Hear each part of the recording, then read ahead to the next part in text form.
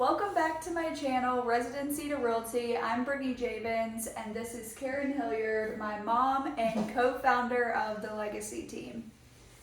So I've got a couple of questions for you. These are the most common questions. So how much money should you have saved before you quit your job and start real estate? So we went down two very different paths with this. I just went headfirst into it with no money. I was like, I have my credit card. I'll make it. I'll survive. I made it. I made a few late fees, a few late penalties. She kept her full-time job and is actually finishing up right now as a full-time teacher to do just real estate. So she's been doing this. How long have you been doing real estate? A little over 2 years now. Okay. And I love it. I thought I was getting into it just for fun, just for me personally, but now I'm like, I love it. Yeah, so we've gone down very different paths, but if I was looking back on it and had to come up with an answer for that, I'd say probably save up a couple months just so you can at least get your first listing or your first sell or whatever before you're completely out of money.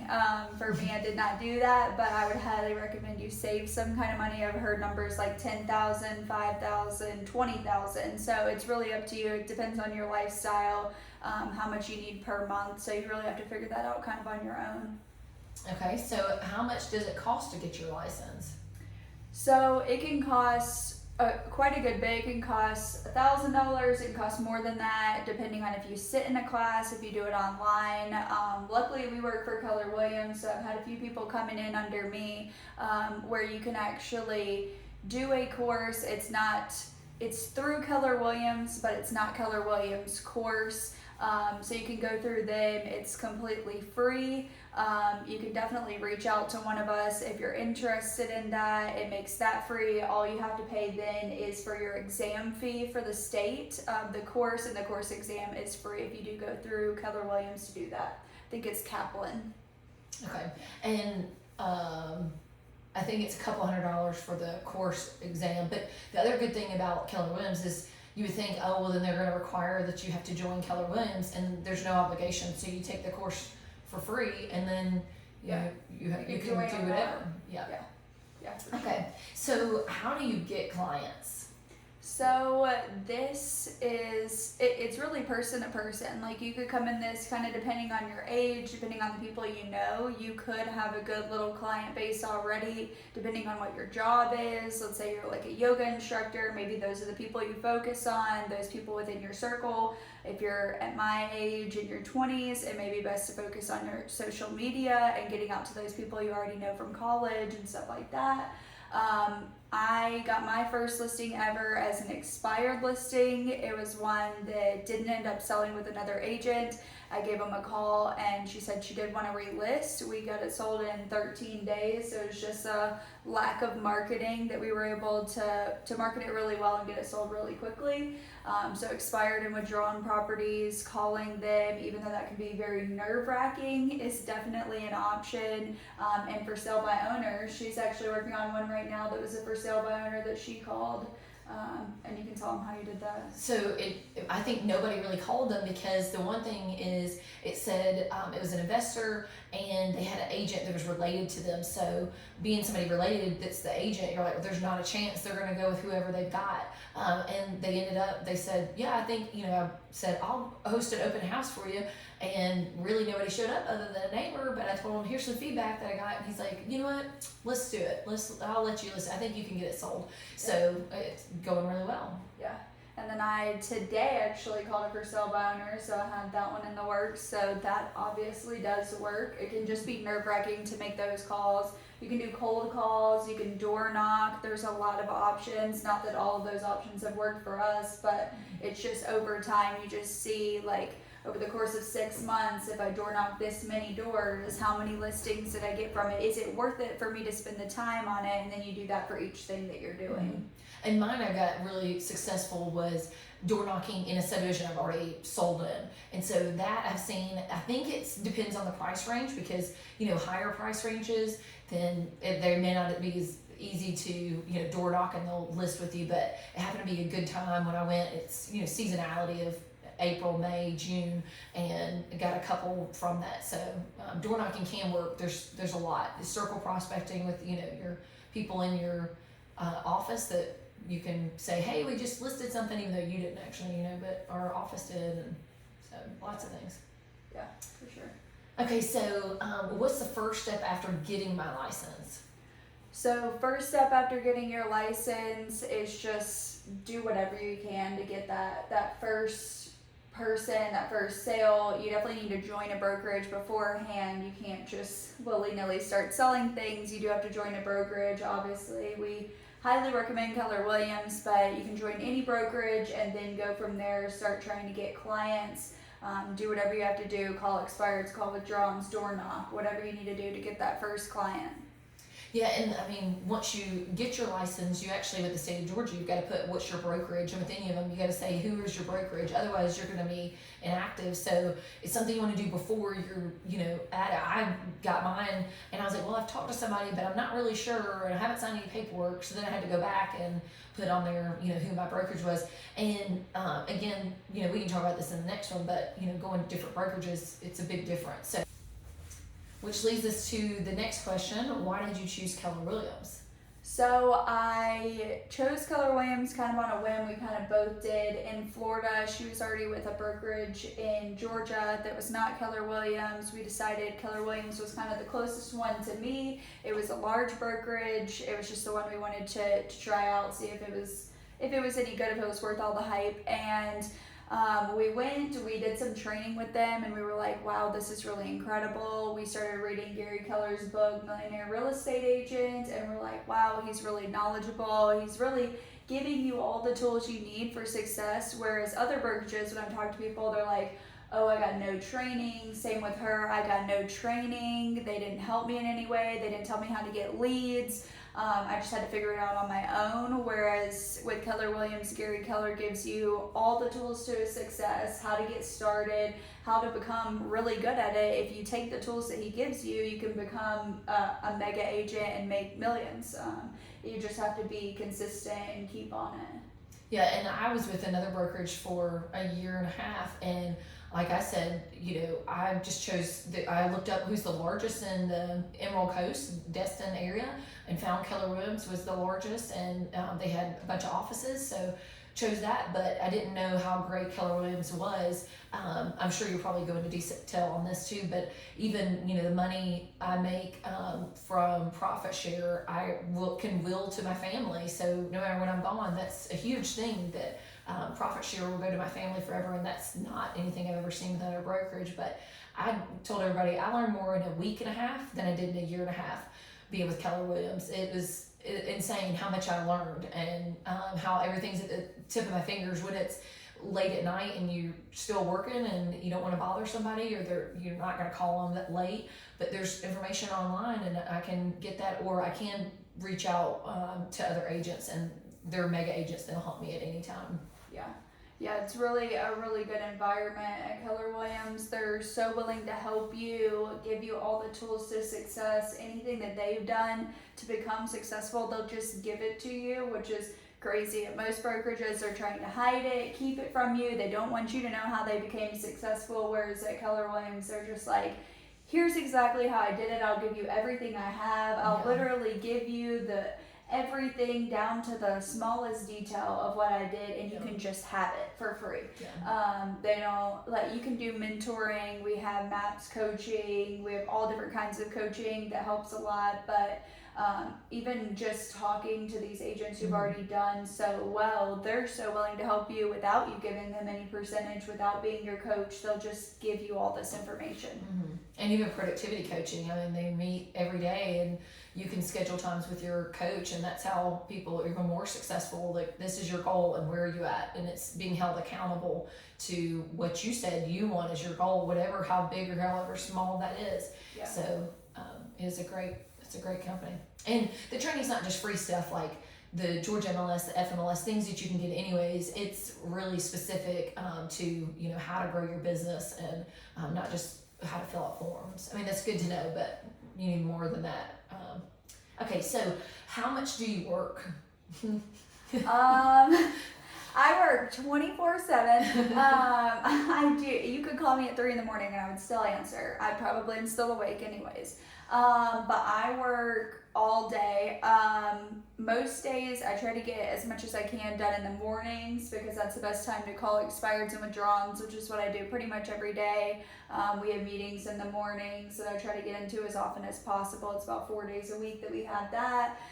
So I'll normally wake up, have my tea, get into that team meeting, call expireds and withdrawals, which can take hours, and then call for sell by owners. I'll send out emails, get together the newsletter for the next month, those kind of things. So I can literally some days work 12-hour days. Other days, you got to have that counterbalance and just work, 4 or 5 hours or only 3 hours that day, because the day before I worked from sun up to sundown. So you got to have that counterbalance at some point. Yeah, and sometimes, 12 and 14 hours, it's funny as we get into it being like, I'm going to have all this freedom, and you do. Yeah. You could, if you have something, a doctor's appointment, you got things with family, you could do that, but if you're not working, you're not making money. And those meetings, they give you a lot of information, so you're getting like the pulse of real estate, even especially when you really don't know it.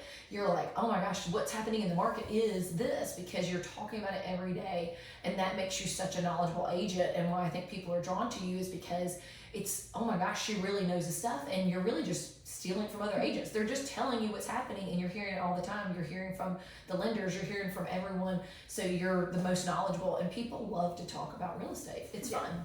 Yeah. So, okay, so can you do it part-time? You can. I get that question a lot. Can I just do this part-time while I have another job? That's what she's been doing. It's just part-time. I've jumped into it full-time. Again, I don't know that I fully recommend what I've done. It's a dangerous game with fire. So it might not be the smartest choice, but it definitely is a good way to get your business started if you're able to be full-time, to just, be headfirst into it if you have the money saved up to where you can focus on it. Obviously, you're going to get more business, and the seeds that you're sowing now are going to grow and be something bigger down the line. So it's right now, I may not be a mega agent, but months from now, I'm going to see these seeds that I planted grow into something, and I'm going to have more business. Whereas if I was doing it part-time, I could do less than half of what I'm doing right now, because I'm doing most of my stuff in the mornings. So when I'm the first person to call, the people who are doing this part-time miss out on all those calls. So it does make it a lot harder to get started, but it's definitely possible, especially when you're in like your age group and stuff, where you have people who are constantly looking to buy or sell. You already have that circle, whereas for me, I have to go out and find that circle because my circle is not ready to buy and sell. Yeah. And that will pay off as you go. You'll start to see that more. And even with me, as a teacher, I can't be in the 8:30 meetings. I've got students in my classroom, so it's really tough to get that. So I try to get what I can. But yeah, you're able to call the people that I can't call. I can reach out to certain ones. It really is tough. I'm trying to build that even more, because you really need that momentum, and doing it every day makes you, you know what you're saying, when you're calling them, the scripts you're going to use. So yeah, it really helps. Yeah. Okay, so what made you want to do real estate? So for me, I actually went into it, I told you on the original video, I went into school, got a biology pre-med degree, thought I was either going to go to med school or law school. Decided that was not the route for me. Didn't want to do any more school, wanted a job that I could start now, but I didn't want to go into the medical field. So I was looking for something to do. I moved down to Florida just to kind of figure out what I was doing with my life. Florida seemed like the place to do that. So I moved down there, tried to get a full-time job as a manager, just was focused on that and trying to figure out what I was doing long-term career-wise. And I was just so tired of every job that I had. Everyone took advantage of how hard of a worker I was, because I was working 1,000 times harder than anybody else and making the same amount of money or less and doing all of their jobs. And so I was like, what job is it? The harder I work, the more money I'll make. And real estate was always on my radar, with you doing it, with a few other family members doing it, and family friends doing it. I always knew about it. But then once I moved down to Florida and kind of started to think about a future career, that was the thing that I I got really focused on and was like, that is a good option for me. Yeah. So, should I join a team? So I did interview a few teams, or they interviewed me. I thought about joining a team. It was definitely an option, but I ended up deciding that I just wanted to work my butt off, get the leads myself, keep all the money to myself. Again, I don't recommend everything that I do because it is nice to go ahead and get that money because they do give you leads in a lot of teams. Some don't, most do give you leads and help you get those first transactions going so you can get some money into your pocket, get the momentum going. Whereas not going with a team, you just have to start all by yourself, figure out how to get leads. You can definitely get training. It's available no matter if you're on a team or not. But it's a little bit tougher to start out because you have to find your own leads, either pay for them or just work for them. Mm-hmm. Yeah, so it's a person by person basis. It depends on, do you like working with the team? Do you work better in that kind of environment? Is that what you're used to? Is that the way that you're going to thrive best? And at Keller Williams, they help you a lot with figuring out if that's who you are. I was always like very much a leader, so following is not really in my nature, so that would have been really tough for me. But that's, people are different. They, especially like if you may be a little more introverted, it might be nice to have a leading listing agent, just be a buyer's agent. So that's an option, or you can do administration, or whatever you want to do within the team. Yeah, and I mean, they told you, you had somebody that was honest with you, like, I would love for you to join my team and help build it. I just feel like, you're doing so great on your own that you're not going to stay probably long because you've got it. I mean, I don't know what else I can give to you. And that's the important thing of finding, if you're definitely, and you were pretty set on, you thought you were going to do a team, I thought you were too. And, you got to choose what feels right in the right team. And, if it doesn't, you just go out on your own. You can always join later, but you don't want to, pull back from a team really quickly. So yeah. So what do you do day to day as a real estate agent? So I talked about this a little bit. I call expireds and withdrawals, call for sale by owners. I have my meetings. I do emails, get together, just things for the following months. I'm always planning ahead, getting things ready, making goals. Adding more people to the database. That's pretty much what I'm doing all day long, is trying to generate my own leads so that I don't have to pay for them. Yeah, and I mean, you go to training and it's kind of eventually, now go do it. You've been trained, you got it. And I mean, there's always new things and always huge agents from around the Atlanta area that we're being trained with that will tell you everything they do and exactly what they've done to get the business they have. And I mean, then it's just go do it, just go implement it, go, call your sphere, go do those things. So that's great. Then the last thing is, and even today you did something different. You went and met with a vendor too. So to have a good list of trusted vendors that you use so that you can send that out as value to your clients. So yeah. So is real estate fun? This is our last one. Real estate can be grueling and tough at times, but overall it is fun if you enjoy it. I do enjoy it. I like doing real estate. I wouldn't want to do anything else. So I do think that it's fun. Not all the pieces and all the things you do from day to day are fun. You'll door knock and someone will yell at you and say, this isn't allowed. You can't be here. That's not fun. You don't want somebody's grandma screaming in your face that you can't be at her house. But overall, like, you have a lot of nice, genuine people who do want to talk about selling their home or about the market, just wanting to have more knowledge about it. Even if they're not ready to buy or sell, they want to talk about it. So it's good to know a lot about it and be able to inform people about the market, even if they're not ready, because then you're top of mind when they are. Because most people, research shows they would use their old agent, but they don't even remember their name. Yeah. Isn't that terrible? So, and I've had people that literally are like, I don't want any or whatever. And I was like, I'm not selling anything. I'm just letting you know I have a house listed. If you want to help pick your neighbor, I've got one listed. I'm just going to drop, this flyer if you want it. And then by the time I left, and it was literally a 30-second conversation, they're like, good luck. We all get it. You get the phone calls, you're like, I don't want it. But that's why you practice and you do your best to, work those scripts and what works best for you. And the same thing, door knocking and being knowledgeable and just being nice, and the majority of people, I mean, 9 out of 10 are great, even probably more than that. We've door knocked a lot, and they're great people, so you're adding value, so that's what's really enjoyable. Yeah, for sure. Well, we hope you enjoyed the video. We wanted to answer a few questions about real estate and about what we're doing day to day, what our life is like as real estate agents, and give you a little knowledge on if maybe you want to be a real estate agent or maybe it's not for you. Either way, we're glad that we could inform a little bit. But if you have more questions, definitely reach out to us on social media, send us a text, call us, email us, whatever's easiest. I will link all of that stuff below, so reach out to us if you have more questions. Thanks.